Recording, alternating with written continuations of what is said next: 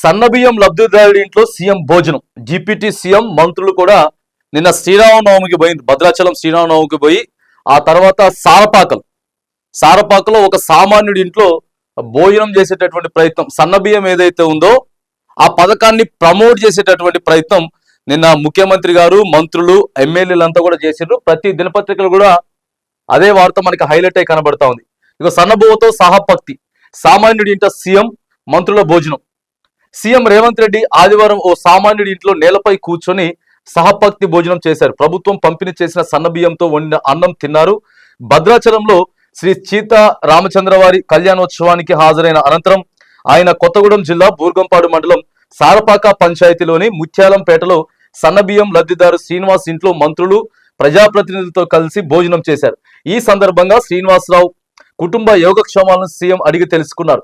సన్నబియ్యం పంపిణీతో 80% పైగా బడుగు బలహీన వర్గాలు ప్రయోజనం పొందుతున్నాయని సీఎం తెలిపారు. అనంతరం శ్రీనివాసరావు తల్లి పద్మావతి విలేకరులతో మాట్లాడుతూ శ్రీరాముడే సీఎంను తమ ఇంటికి పంపించాడని, తమ లాంటి నిరుపేదల కోసం సన్నబియ్యం పంపిణీ చేయడం ఆనందంగా ఉందని చెప్పేసి నిన్న ఆమె కూడా చెప్పింది. సో మరి ముఖ్యమంత్రి ఇంటికి పోవడం అంటే మామూలు విషయం కాదు. ఒక సామాన్యమైనటువంటి కుటుంబానికి సన్నబియ్యం కొత్తగా ప్రారంభించారు కాబట్టి సో రాష్ట్రం మొత్తం కూడా ఒక సామాన్యుడి ఇంటికి పోయి ముఖ్యమంత్రి, మంత్రులంతా కూడా కింద కూర్చొని మంచిగా తిన్నారు. సో అదంతా కూడా అంటే ప్రమోట్ చేయడం అన్నమాట. ఈ పథకం గురించి వెళ్ళి ప్రమోట్ చేసేటటువంటి ప్రయత్నం అయితే చేసిరు. మరి మంచి పథకాన్ని ప్రారంభించారు. కానీ మరి కొన్ని రేషన్ షాపుల వద్ద నో స్టాక్ బోర్డు పడింది. ఎప్పుడు ఉగాది రోజు ప్రారంభించిన 30 తారీఖు 2-3 రోజులకి ఇచ్చిన తర్వాత నో స్టాక్ బోర్డు పడింది. తర్వాత కొంతమంది బంక అవుతున్నాయి బియ్యం అని చెప్తున్నారు. ఆ తర్వాత కొన్ని డస్ట్ వస్తుందని చెప్తున్నారు, నూకలు వస్తున్నాయి అని చెప్తున్నారు. సో ఇవన్నీ కూడా ఉన్నాయి. మరి ఎన్ని రోజుల పథకం ఇది? ఇట్లా ప్రభుత్వం కంటిన్యూ చేస్తుంది.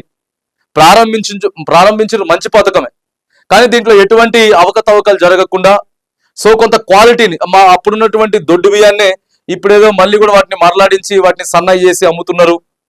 సో వాటర్ ఎక్కువ పోస్తుంటే వాటర్ సరిపోని పోసినా కూడా ఇవన్నీ వస్తున్నాయి. ఇవన్నీ కూడా కొన్ని ఏదైనా పథకం ప్రారంభిస్తే ఇవన్నీ కూడా కామన్ కాబట్టి ఇటు ప్రభుత్వం కూడా గట్టి ప్రయత్నం చేస్తూ ఉన్నది. సన్నబియ్యం పథకాన్ని ప్రజల్లోకి తీసుకెళ్లేదానికి ఎక్కువగా కూడా ఎస్సీ, ఎస్టీ, బీసీ మైనారిటీలే ఎక్కువ రేషన్ హోల్డర్లు ఉన్నారు కాబట్టి వాళ్ళందరూ కూడా బియ్యం తీసుకుంటా ఉన్నారు. మరి సన్న బియ్యం ఉంటే వీళ్ళు తింటారు, ఎవరు అమ్ముకోరు కాబట్టి నిన్న శ్రీరాములు వారి కళ్యాణ మహోత్సవానికి పోయి అయితే మాత్రానికి ఒక మంచి కార్యక్రమం అయితే ప్రభుత్వం చేపట్టింది. కానీ దీంట్లో లోటుపాట్లు లేకుండా క్వాలిటీ ఖచ్చితంగా సన్నబియ్యం రైస్ ఇచ్చేటటువంటి విధంగా ఇంకా ఉన్నాయి చిన్న చిన్న ఆరోపణలు, ఆ తర్వాత చిన్న చిన్న ఇబ్బందులు ఉన్నాయి. ఈ పథకంలో ఇబ్బందులు ఉన్నాయి కాబట్టి వీటన్నిటిని కూడా ఏవేవైతే ఉన్నాయో రెక్టిఫై చేసుకొని వాటన్నిటిని క్లియర్ చేసుకొని ప్రజలకి మంచిగా సన్నబియ్యాన్ని ఇట్లనే కంటిన్యూషన్ గా ఏదో కొన్ని రోజుల కోసమే మళ్ళీ 3 నెలలు 6 నెలలు సంవత్సరం తర్వాత మళ్ళీ బియ్యం అయిపోయినాయి. ఎందుకంటే వేరే పథకాలు చూస్తున్నాం కదా కొద్దిగా ఎట్లయిపోయినాయో. వేరే పథకాలు రైతు భరోసా కానీ ఇంకో విషయాల్లో కూడా కొంత ఫెయిల్యూర్ చూసినాం మనం. కాబట్టి ఒక మంచి సక్సెస్ఫుల్ రోజు ఉగాది రోజు మంచిగా మొదలు పెట్టిండ్రు. శ్రీరామనవమి రోజు మంచిగా సామాన్యుడి ఇంటికి పోయి భోజనం చేసిండ్రు.